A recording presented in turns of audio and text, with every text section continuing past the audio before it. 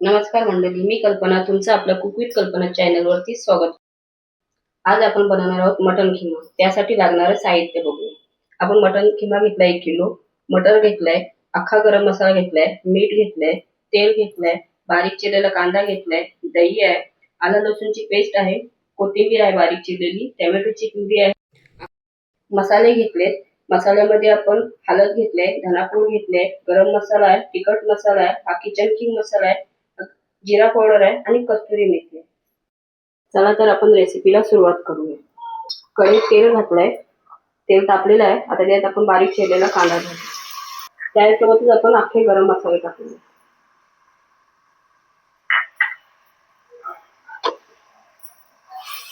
कांदा चांगला लाल होईपर्यंत आपण परतून घेऊ.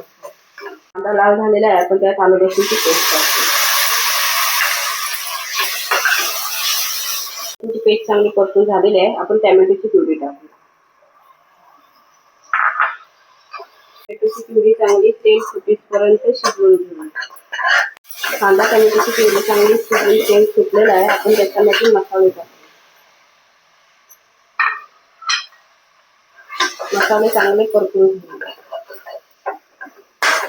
दही टाकू.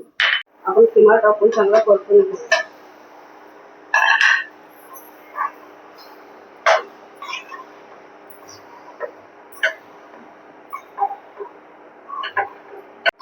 मीठ टाकू. त्यासोबतच आपण मटरचे दाणे टाकू. सर्व एकजीव करून 1 तास आपण वाफेवर शिजवून घेऊ.